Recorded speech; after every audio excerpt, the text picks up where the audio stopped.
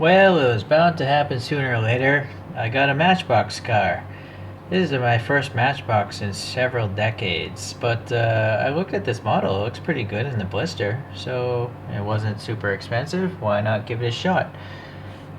So, the Porsche 914, this is a 1971 version apparently. The 914 was a joint venture between Volkswagen and Porsche. I guess they had some sort of contract where Porsche had to have developed some vehicles for Volkswagen, and Volkswagen needed a sporty car, and Porsche wanted something a little cheaper than the 911 to offer. So, so together they decided to market this vehicle. Although in the States it was always a Porsche, but in Europe I think there were actually Volkswagen variations. You could have gotten either a 1.7 up to a 2-liter either flat 4-cylinder or a 2-liter flat 6. I think that was probably for the Porsches. So let's just take a look at these photos here and see if it matches up. I think it looks pretty darn close. It's pretty hard to tell on a white vehicle, unfortunately. There, maybe you can see the fenders there, how skinny they are. I actually saw one of these parked on the road maybe last month. Maybe that's why I decided to buy this. I always thought when I was a kid these were pretty cool looking cars. You know, I was young, so I didn't really know if they were really sports cars or not, but they looked sporty enough.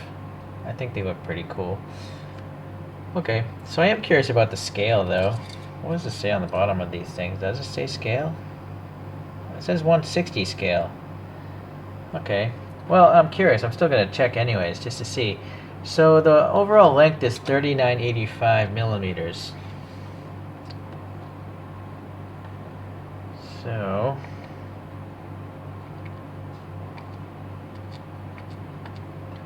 yeah, what they're saying is pretty much right. So it is 160 scale. Okay, now I know. I don't need to really question Matchbox, but okay.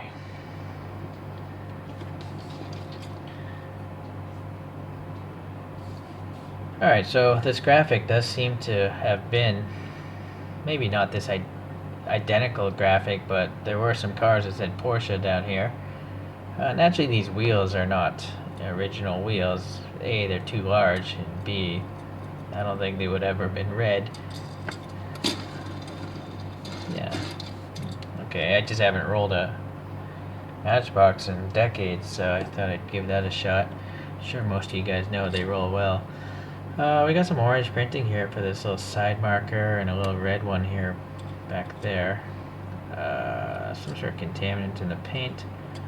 Body panel gaps, yeah, they're pretty big. I mean, the pick is going right in there, so. Door handle looks nicely molded. This little cast-in mirror is actually quite nice. It looks like the photograph to me, so that's good. No, I thought that might have come off or something.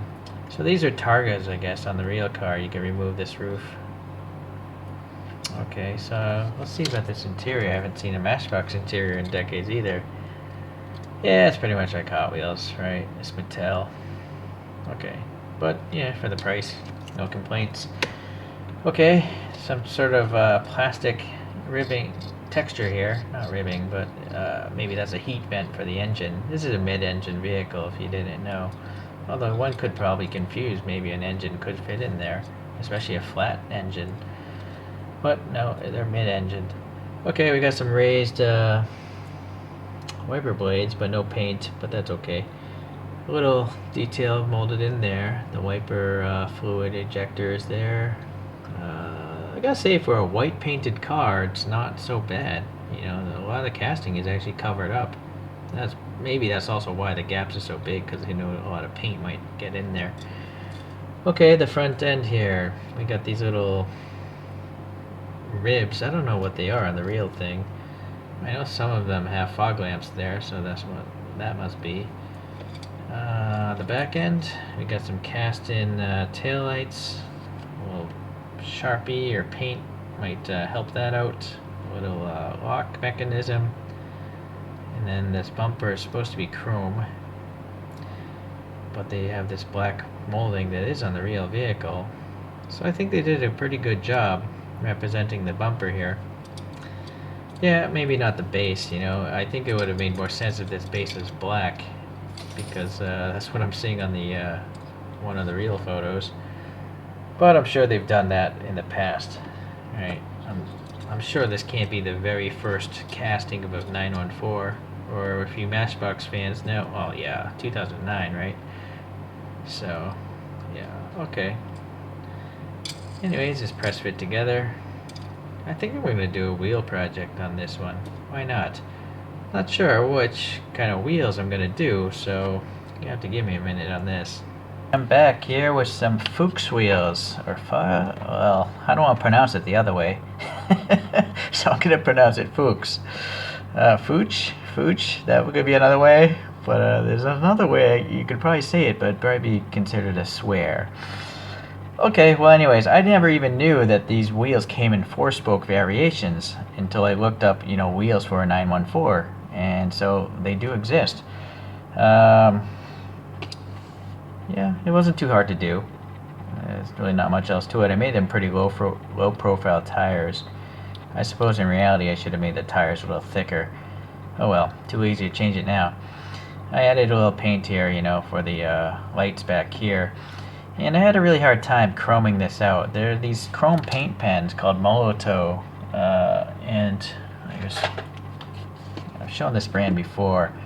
It's called Liquid Chrome. This isn't the best one. There's a fine tip one, which I can't seem to find right now. Oh, here it is. Here's the fine tip version. You can order actually different size tips. So I think I'll probably order some more soon enough. And the problem with this Molotow is you only have like one shot to lay it on perfectly, and if you don't, you get these streaks, which is what you're seeing here. I just couldn't do it. So yeah, same with the front. It's hard to get to be one consistent surface. On the corner it's not so bad, but the middle is just too big of a surface with that size nib. Alright, well, anyways, the side markers here on the pontoon fenders are kind of challenging as well. I hit some silver and then some transparent orange over it. I added a little black detail in there. That was simple enough. A little silver on the mirror. Nothing on the bottom. This one actually rolls. Most of mine don't roll. I usually glue them in place, but I managed to make this one work.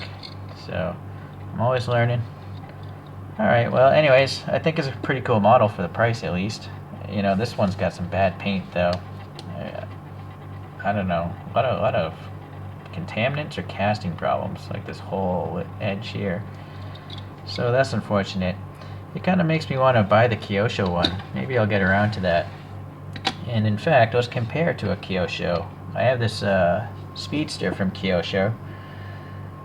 And they're those wheels if you look at the image behind, the 4 spokes Fuchs. But yeah, you know, Matchbox being 1/160, you can clearly see it's quite huge. I'm quite positive in real life a 914 would be smaller than a 911. So, but again, it's not Matchbox's fault. They literally say 1/160 scale on the bottom of it, so you can't hold them to that being a problem. Although I do kind of wonder with Matchbox, if they're not trying to go down Hot Wheels racetracks, why doesn't Matchbox make 1/64 scale models? Or are they trying to also go down those Hot Wheels racetracks? I mean, I know they're both owned by Mattel, but originally, I don't know what happened with Matchbox cars. I think they were even bigger sometimes, right? I don't know the history of diecast, so I'm counting on you guys to maybe leave a comment and let me know what the deal is. Alright, well, anyways, it was a fun little project. Got me busy for a day or two. So, hopefully you enjoyed this video. Hopefully you enjoyed Porsches. And hopefully one day I'll compare this to the Kyosho version of the 914. Okay, until that day happens, hopefully I'll catch you guys in the next video.